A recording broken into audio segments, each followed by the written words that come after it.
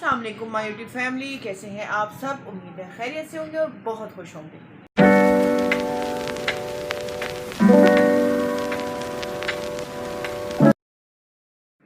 जी, सबसे पहले तो आप सबको रमज़ान मुबारक। अल्लाह ताला आप सबके रिज़्क़ में बरकत डाले, खुश आबाद रखे सबको अपने अपने घरों में। तो रमज़ान के हिसाब से हमने कहा रमज़ान की रेसिपीज़ भी होनी चाहिए।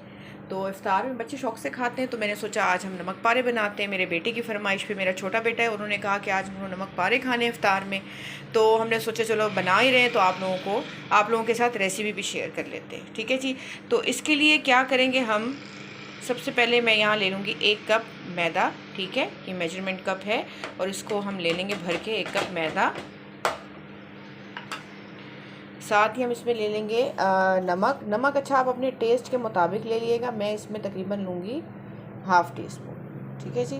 साथ ले लेंगे ज़ीरा ½ टी स्पून। ठीक है जी। और इसमें डालेंगे हम घी तकरीबन 2 टेबल स्पून के करीब। ठीक है, भर के 2 टेबल स्पून हम इसमें घी शामिल कर देंगे।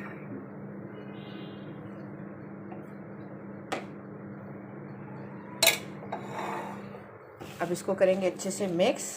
ठीक है, और इसके बाद इसमें हम पानी का इस्तेमाल करेंगे। पानी हम ले रहे हैं नॉर्मल, जिससे रूम टेम्परेचर वाटर होता है वो ले रहे हैं हम। ठीक है, इसको अच्छे से मिक्स करने के बाद हम इसमें पानी डाल के अच्छी सी एक डो बनाएंगे। डो हमने बहुत ज़्यादा सख्त भी नहीं रखनी है, बहुत ज़्यादा नरम भी नहीं रखनी है, बस मीडियम रखनी है। ठीक है, तो हम इसकी डो तैयार करते हैं, फिर आपको दिखाते हैं।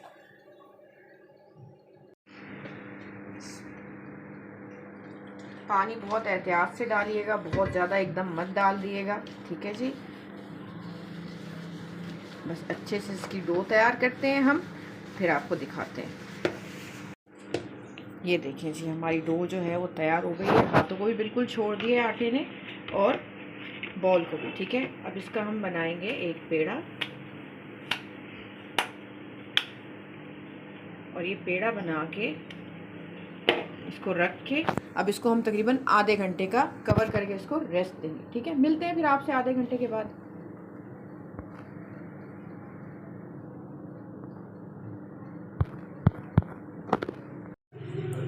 ये देखिए जी, तकरीबन इसको आधे घंटे से भी ज़्यादा हो गया। ठीक है, इसको रेस्ट दिए हुए अब हम क्या करेंगे, ये देखिए कितना अच्छा सेट हो गया। ठीक है, अब इसको हम अच्छे से बेल लेंगे। ठीक है जी,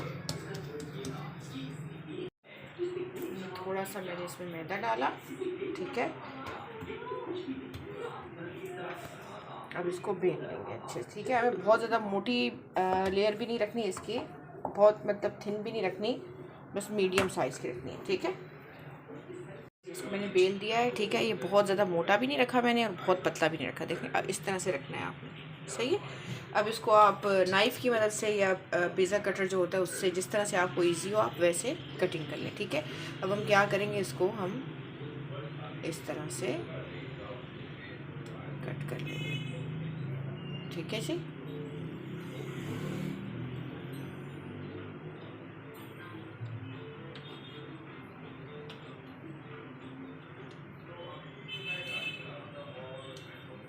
ठीक है। अब इस तरह से हम इसको इस तरह से शेप दे देंगे।